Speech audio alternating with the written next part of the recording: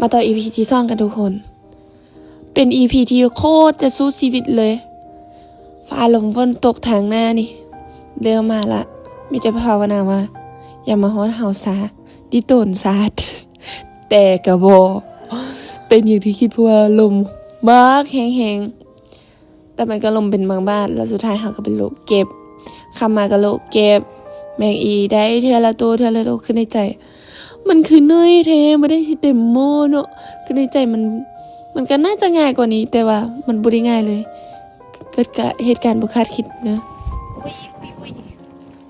ยาเด้ว่าห้องวังกูสอบบ่เห็นว่ะ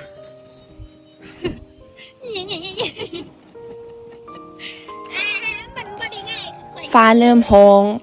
ลมเริ่มแห้งขึ้นเฮากำรวมตัวกันหลังจากนั้นก็คือในใจว่าสิกลับบ่หรือว่าสิไปต่อถ้าไปต่อกระซอกบนลบภัยสับหน้าหาเอ้ย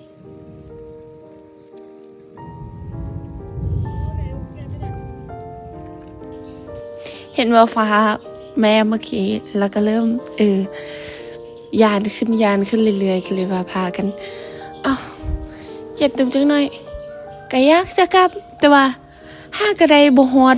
กำนึงนะทุกคนคิดได้ก็เลยฮิบจับหลังจากนั้นก็ผลักแลนขึ้นภูไปทางถึงว่าเรื่องสั้นบ่สั้นนี้ก็สุดยอดเลยแหละก็เลยว่าตอน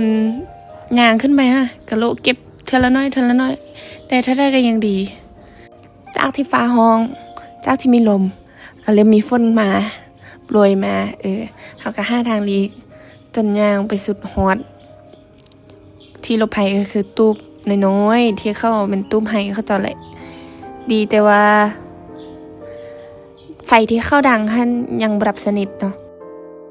ใจก็รู้สึกยานแอบยานแหละก็เบิ่งแต่ฟ้าแม่น